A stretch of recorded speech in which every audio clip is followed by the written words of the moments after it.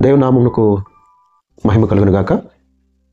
ఈ సమయంలో ఈ రీతిగా ఈ ఛానల్ ద్వారా దేవుని వాక్యం చేత మిమ్మలను దర్శించుటకు ప్రభువు నాకు ఇచ్చిన సమయాన్ని బట్టి ప్రభువుకు మహిమ కలుగును గాక.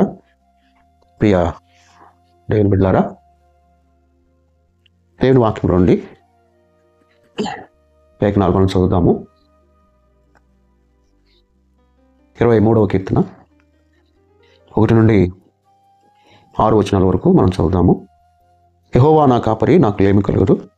పచ్చిగల చోట్లను ఆయన నన్ను పరుండు చేర్చున్నాడు. శాంతికరమైన జలముల యొద్ద నన్ను నడిపించున్నాడు. నా ప్రాణమునకు ఆయన సేద తీర్చున్నాడు. తన నామమును బట్టి నీతి మార్గంలో నన్ను నడిపించుతున్నాడు. గాఢాంధకారపు లోయల్లో నేను సంచరించినను ఈ అపాయముకును భయపడను.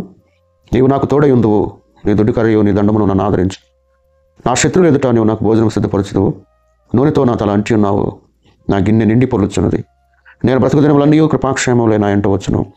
చిరకాలము యెహోవా మందిరములో నేను నివాసము చేసేది. దేవుడి మాటలు మన వినికిడిలో ఆశీర్వదించును గాక.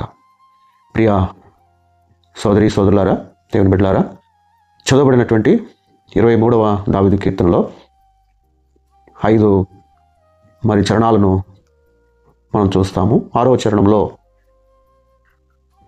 దావీదు యొక్క తీర్మానము మనకు కనబడతా ఉంటుంది.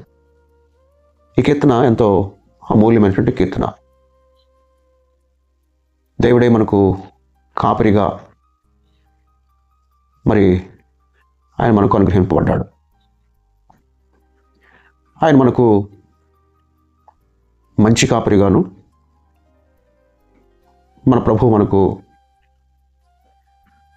గొప్ప కాపరిగాను, ఆయన ప్రధాన కాపరిగాను మనకు కనపడతాడు. బైబిల్ గ్రంథంలో దేవుడు కాపుదల ఉన్నటువంటి ప్రజలు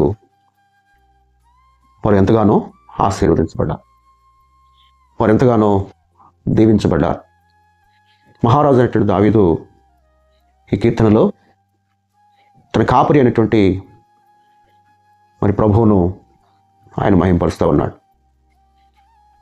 కాపరి చేసే ఒక 6 మాటలను ఈ కీర్తనలో నుండి నేను మీకు జ్ఞాపకం చేస్తాను.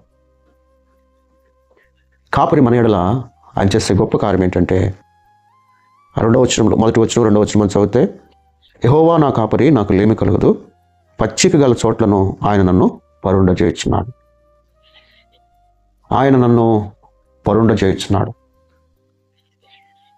ఆయన మనలను పచ్చిక కలిగినటువంటి చోట్లకు ఆయన మనలను నడిపిస్తాడు. ఆయన ప్రజలను ఆయన విడిచిపెట్టడు. ఆయన ప్రజలను ఆయన విడనాడడు. ఆయన నమ్ముకున్నటువంటి ప్రజలను ఆ ప్రభువు ఎన్నడూ కూడా విడిచిపెట్టే దేవుడు కాడు అని మనం జ్ఞాపకం చేసుకోవాలి. ప్రియ దేవుని బిడ్డలారా, మన ప్రభువు ఆశ్చర్యకరంగా మనలను పచ్చిక కలిగిన చోట్లకు ఆయన నడిపిస్తాడు. శ్రేష్టమైన ఆహారం కలిగినటువంటి స్థలాలకు, ఆత్మీయ ఆహారం కలిగిన స్థలాలకు ఆ ప్రభు మనలను నడిపిస్తాడు. అంతేకాదు, మనం ఆలోచన చేస్తే ఆయన మన జీవితాలలో 3వ వచనంలో మనం చదువుతాము, నా ప్రాణమునకు ఆయన సేద తీర్చుచున్నాడు. ఆయన మనలను సేద తీర్చేటువంటి దేవుడు, మనకు చక్కటి నెమ్మదినిచ్చేటువంటి దేవుడుగా మనకు కనబడుతూ ఉన్నాడు. ప్రియమైన దేవుని బిడ్డలారా, ప్రియ దేవుని ప్రజలారా, సేద తీర్చే ప్రభు మనకుండగా ఆయన పక్షమున మనం నిలిచి ఆయన చూపేటువంటి ఆ రక్షణ కొరకు మనం కనిపెట్టాలి. 4వ వచనంలో, గాఢాంధకారపు లోయలో నేను సంచరించును, ఈ అపాయముకు భయపడను. ఆయన మనకు మన జీవితాలలో ఆయన తోడుగా ఉండేటువంటి దేవుడు. కీర్తనకారుడు అంటాడు, నీ దుడ్డి కర్రయు నీ దండమును నన్ను ఆదరించును. ఆయన ఆదరించే దేవుడుగా ఈ కీర్తనలో మనకు కనబడతాడు. ఎన్ని సందర్భాలలో నీవు విసిగిపోయినా, వేసారిపోయినా ఆ ప్రభువు నిన్ను ఆదరిస్తూనే ఉంటాడు. ఆ ప్రేమ కలిగిన దేవుడు, ఆ జాలి కలిగిన దేవుడు నిన్ను ఆదరిస్తాడు.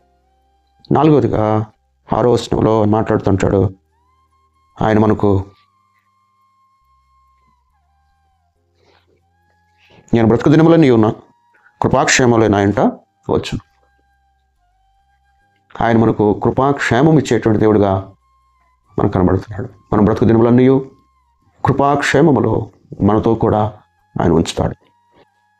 అంతేకాదండి, 4వ వచనంలో మనం చదువుతాము, ఆయన మనకు సహాయం చేస్తాడు. అలాగే 6వ వచనంలో ఆయన మనలను కాపాడుతాడు.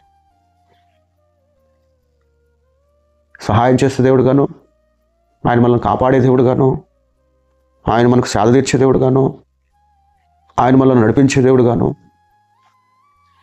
ఈ గ్రంథంలో, ప్రత్యేకంగా ఈ కీర్తనలో ప్రభు మనకు ప్రత్యక్షమవుతూ ఉన్నారు. ఇంత గొప్ప కాపరి మనల్ని ముందుకు నడిపిస్తూ ఉండగా ప్రభు పిల్లలమైన మనము ఆయన కొరకు జీవించుదాం. ఆయన పక్షమందు మనం నిలుద్దాం. దావీదు కీర్తనకారుడు అన్నట్లుగా, యెహోవా నా కాపరి, నాకు లేమి కలగదు. ఆయన మనకు కాపరిగా ఉంటే మరి ఆయన ప్రజలమైన మనము ఏ రీతిగా ఆయన కొరకు మనం జీవించాలి. ఈ వాక్యంలో చివరి వచనంలో అంటాడు, నేను బ్రతుకు దినములని కృపాక్షేమములు నా ఇంట వచ్చును, చిరకాలము యెహోవా మందిరములో నేను నివాసము చేసేదను. చిరకాలము ఆయన మందిరములో ఉండే అనుభవము, ఆయన ప్రజలతో నిలిచే అనుభవము, ఆయన కొరకే బ్రతికే అనుభవం మనం కలిగిన వారముగా ఉండాలి. ఎందుకనగా ఆయనే మనకు మంచి కాపరి, ఆయనే మన ప్రధాన కాపరి, ఆయనే మనలను రక్షించే కాపరిగా ఉన్నాడు. మంచి కాపరి తన గొర్రెల కొరకు ప్రాణం పెట్టును. ఆయన తన ప్రాణమును మన కొరకే పెట్టి ఉండగా ఆయన విశ్వసించి, ఆయన అంగీకరించి ఆయన మన హృదయంలో చేర్చుకుందాం.